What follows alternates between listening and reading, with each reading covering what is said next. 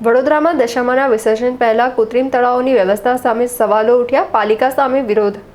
વડોદરા શહેરમાં દશામાના પવિત્ર પર્વની ઉજવણી વચ્ચે આગામી શનિવારે વિસર્જન યોજાનાર છે। આ નિમિત્તે વડોદરા મહાનગરપાલિકા દ્વારા વિવિધ સ્થળોએ કૃત્રિમ તળાવો તૈયાર કરવામાં આવ્યા છે, પરંતુ ત્યાં કરાયેલી અપૂરતી વ્યવસ્થાઓને લઈને પાલિકાની કામગીરી સામે ગંભીર સવાલો ઊભા થયા છે।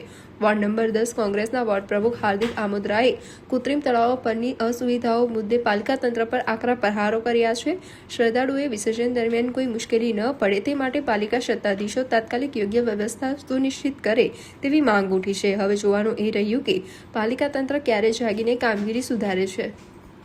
નમસ્કાર દર્શક મિત્રો, ડીએનટીવી ન્યૂઝમાં આપનું હાર્દિક સ્વાગત છે।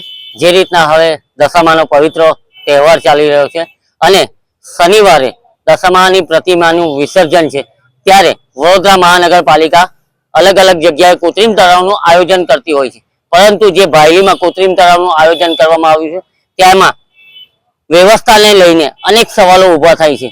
કારણ કે જે ગંદકી છે અને ગંદકીની સામ્રાજ્ય છે એમાં કોઈ પ્રકારની સ્વચ્છતા અભિયાન નથી જોવા મળતું, જેથી વડોદરા મહાનગરપાલિકાના સત્તાધીશોને કહેવા માંગીશ કે વહેલામાં વહેલી તકે આ સ્વચ્છતાને લઈને તમે જે ઘણા કાર્યક્રમો કરો છો ત્યારે આવી કૃત્રિમ તળાવની જે બહાર જે સ્વચ્છતાનો અભાવ જોવા મળી રહ્યો છે એનો ક્યારે અંત આવશે એ હવે જોવાનું રહ્યું। ડીએનટીવી ન્યૂઝ, તેજસ ભટ્ટ, વડોદરા। આજે વોર્ડ નંબર 10માં વિઝિટ કરવામાં આવી હતી। ભાયલી વિસ્તારમાં કોર્પોરેશન દ્વારા કૃત્રિમ તળાવ બનાવવામાં આવ્યું હતું।